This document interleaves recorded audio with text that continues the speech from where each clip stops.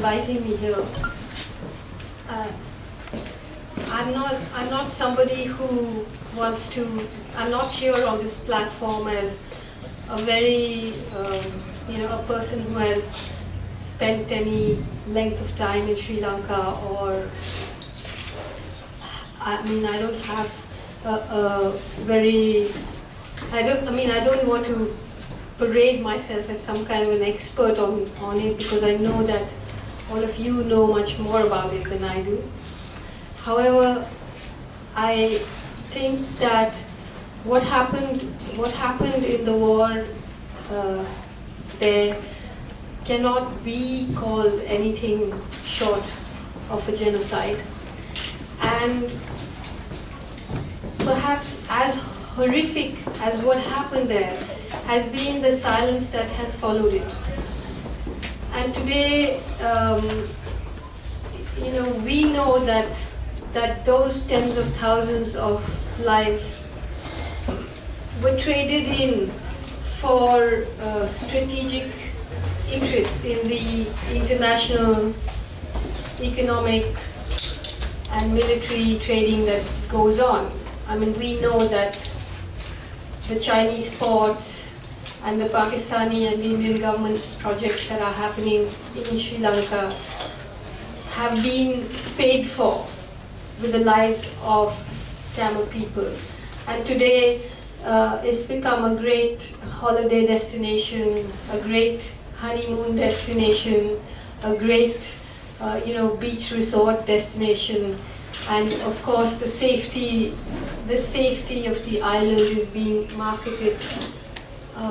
It's become a destination for writers at literary festival, at the Gaul Literary Festival. And I was there actually a few months ago, and it really horrified me to see how everything had closed over that war. The roads were smooth, there were no speed breakers, the hotels, the economy was booming, and there was such a deep silence around what has happened. And that genocide has been allowed to happen by the world, while, as we know, there are, the West finds moral reasons to attack other countries which it needs to attack for strategic reasons. And so why are some war crimes acceptable and why are others not? We're not children anymore, we know the reasons for that. But I think if you look at what is happening in the subcontinent today, Sri Lanka becomes very, very important, because other governments, the Indian government, the Pakistani government, and other governments in that area are looking at what the Sri Lankan government did and thinking, if not saying, if they can do that, why can't we? Now it's very easy to portray those of us who have spoken out against that genocide as people who support terrorism or who are actually activists of the LTTE. I think that's an easy equation and a strategic argument that is made against people such as myself. Of course, that is not the case, and while I'm very clear that people do have the right to resort to arms to resist an onslaught against themselves, how that is to be done and what are the values of those groups that do pick up arms is a huge subject for debate. And I do believe that when somebody does do that, it also is responsible for what happened to the people. So I know that in Sri Lanka, many Tamils question what happened and how could that confrontation have resulted in what happened to the Tamil people today. And it's a question that is there for all of us to think about and talk about, because similar sorts of patterns of annihilation are being thought up and cooked up in India too. You can see that the world is not a moral place. We know that the world is not a moral place, and we know now that what people say and what people do. There's a whole universe. There's a whole universe of fractured morality in that. But the point is, what is going to happen? What is going to happen in that part of the world today? The Indian Army is being deployed against the poorest people of the country, the Adivasi people. Today, as we speak, platoons and platoons of policemen are displacing people in Orissa. And at the back of everybody's mind are the graves of the Tamils of Sri Lanka. So what is the right way of resisting this kind of an onslaught? An onslaught which is backed by imperial power, which is backed by international finance, which is backed by weapons dealers. Recently I read a book that was written by two people who used to work with Israel's Mossad. And there's a description of how in Israel they trained the Sri Lankan army and the LTTE in the same premises. They just had to schedule them so that they didn't bump into each other. They are selling weapons to both sides, to India and to Pakistan. The Chinese are building the Habantoda port. We all know that.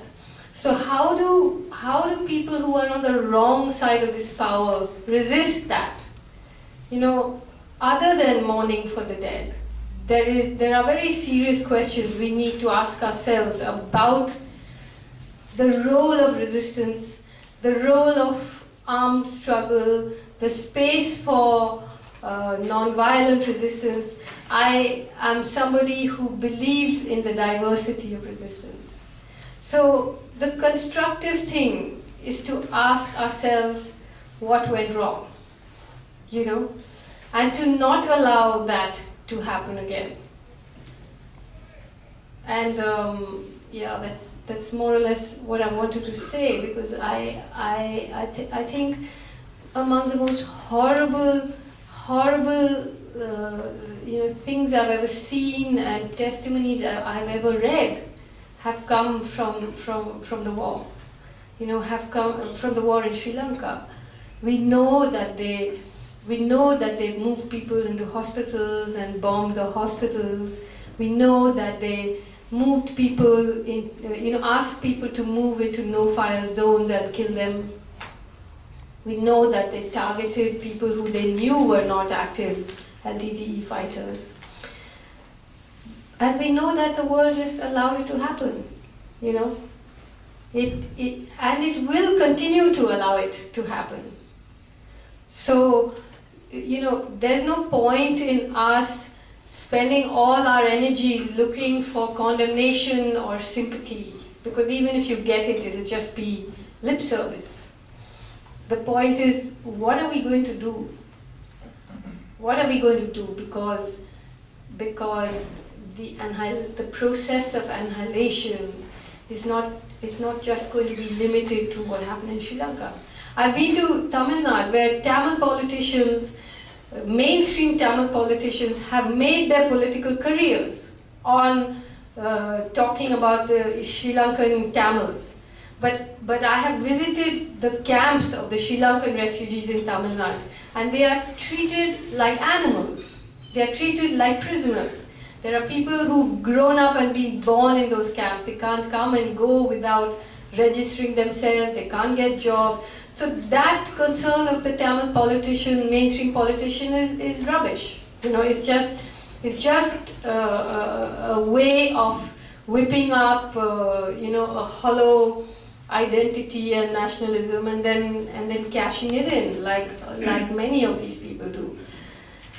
if they had any real concern, that concern would have addressed the people who are in those camps in Tamil Nadu. I've visited those camps, and it's a terrible sight to see.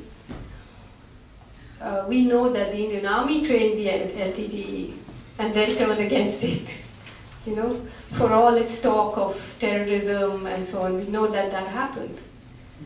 So I don't think we need to go searching for morality here, but we do need to search for answers to how do you resist this onslaught? Because the onslaught comes in Kashmir, in Manipur, in Nagaland on issues of identity, like it did in Sri Lanka, and in other places on issues of caste, on issues of corporate, the corporate eye on natural resources. But whatever it is, eventually there's a kind of legitimization of annihilation in that region, which the Sri Lankan war has given governments in that area. Okay, thank you very much.